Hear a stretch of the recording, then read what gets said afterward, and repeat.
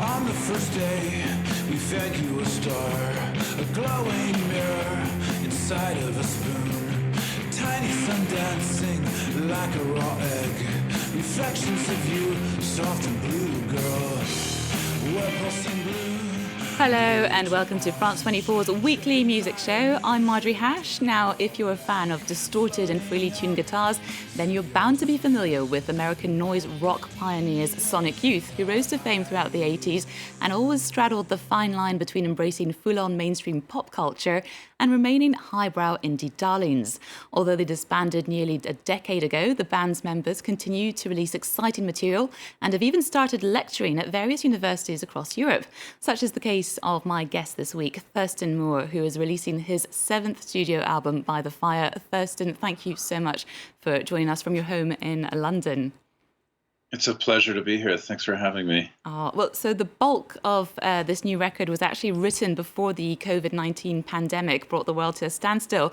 You experienced lockdown in the UK. How much of that affected the final touches? It certainly defined how I wanted to sequence the record, how I wanted it to look. The title was born from dealing with the situation that we're all sharing, thinking about our need to communicate like we are doing now. But I was thinking about communication and about what was the most essential and primal tool we have. And it was just the image of people sitting around a campfire and talking. I thought was beautiful, and there was something really eternal about it. And I was thinking about like Native American culture, how they would pass the story stick around the fire, and that was like this kind of living narrative. So that really sort of came into mind by titling the record that. And sequencing it, I had this idea that I wanted it to be some kind of story that dealt with this kind of shared isolationism, but at the same time, this idea of like community that can't be vanquished. And it was interesting seeing people really rising up and going into the streets and really just sort of raising their voices against any encroaching kind of oppression in the USA, like this kind of encroaching totalitarianism that's going on. Yeah. And so there was lots of images of fires in the streets. So there's an idea, a message of positivity, connectivity, and universal love in these dark times. In any case, your new record is full of lovely layers and pop melodies, and some of the tracks are super short and others are over 12 minutes. Right. We're just going to check out one of the tracks, which is called Hashish, and is, amongst others, a reference to French poet Arthur Rimbaud's idea of derangement of the senses. Rimbaud has long been a rock star favourite, from Patti Smith to Bob Dylan, The Doors, and many others. Can you tell us a bit about your relationship to him? I probably gleaned appreciation for his writing through people like Patti Smith, certainly. You know, it's interesting. When I was kind of finding out about her music early on, I mean, she was a music writer. It's the first I heard of her. She was doing record reviews in music magazines in the early 70s. The fact that a rock writer had a record out was really interesting to me, because especially in the early 70s, a lot of people like Patti Smith who were writing about music at the time were as significant and interesting as the musicians themselves. Well, we love how Rimbaud has filtered down into punk rock. Let's check out one of your new tracks then. Thurston Moore, this is Hashish.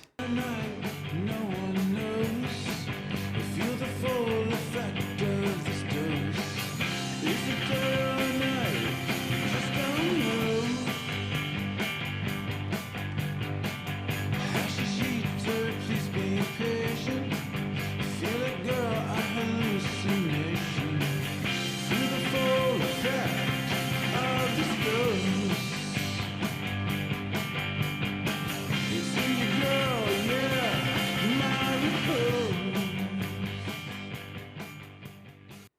That's one of the tracks you can find on Thurston Moore's new record. Now, Thurston, you brought in Steve Shelley, who was a Sonic Youth's drummer. You also have My Bloody Valentine's bass player, Deb Googe, just to name a few of the people who appear on it. And it was produced by Paul Epsworth, who's famous for working with the likes of Adele, U2. Do you think that working with him as a producer maybe kind of popified a little bit in a good way? I'm not saying this as a pop a dirty word, some of your songs.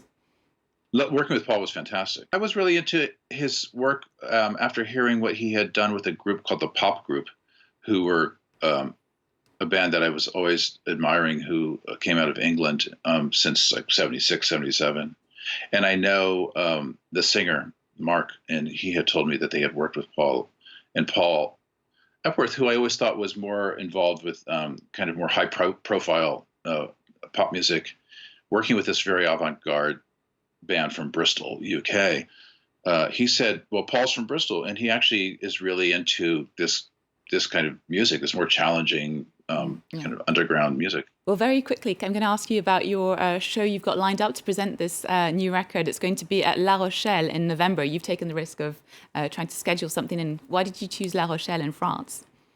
They were interested, and we were interested, and the idea is to sort of work towards making it happen. And right now it looks like it's a go. It's a green light. If anything changes, then we'll honor the changes. But what will happen is it's going to be an experiment in playing in venues where you're being filmed and you're playing to a bit of a subscriber audience. You're actually going to the venue and being in the environment. And it's curious because it's making me sort of think about how to have that presentation be, because I don't really want it to be this thing where you're pretending there's an audience standing in front of you and that exchange is happening. We're going to have to move on to checking out some of this week's new releases, and we're going to kick things off with hip-hop legends Public Enemy, who are releasing their 15th studio album, What You Gonna Do When the Grid Goes Down. They last released a record on Def Jam in 1998. Back then, George W. Bush hadn't come to power, let alone Donald Trump, and this record clearly takes aim at the US leadership. Let's check out one of the singles. Wanna give a short sticks, but we really need along to the boys in the hood, ducking bullets and batons. From boys in the hood, triple K's on their arms, 4 fingers on my palm, screaming fight, change the policy, defund, buy back our property. You love Black Panther, but not Fred Hampton. Word to the Howards and the Aggies and the Hamptons. They book us, won't book us, I'm Booker. T. Washington, George killed for 20. Think about it, that's 2,000 pennies. The value black life, the cost of going to Wendy's for a 4-quarter burger. Ended in murder. Fight for Breonna and the pain of her mama. Gotta fight the power. Fight the power. Fight the power. Fight the power.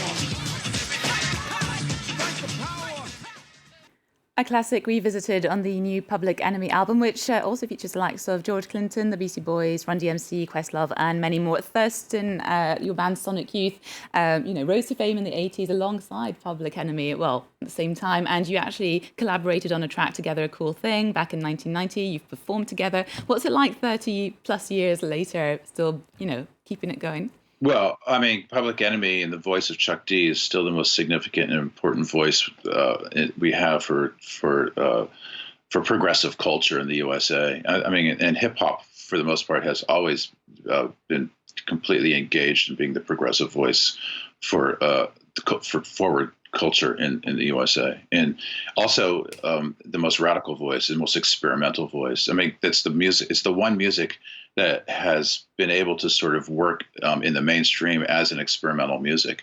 And so for that, I've always been extremely fascinated and in love with it, with the whole genre of hip hop. And so hip hop early on to me, living in New York City, was an incredible music. And it really collided and colluded with punk rock and no wave and new wave, and there was a great relationship there. Perfect mixture. So 2020's COVID pandemic and lockdown may have had a terrible impact on the music industry, from cancelled tours, delayed album releases. But in the midst of this, some have managed to carve a name for themselves, such as the case of Weshden who stems from La Courneuve, north of Paris, and who released a sugary pop R&B track featuring some questionable grammar via the social media platform TikTok. The track in question, Anissa, went platinum in August and has been viewed over 59 million times.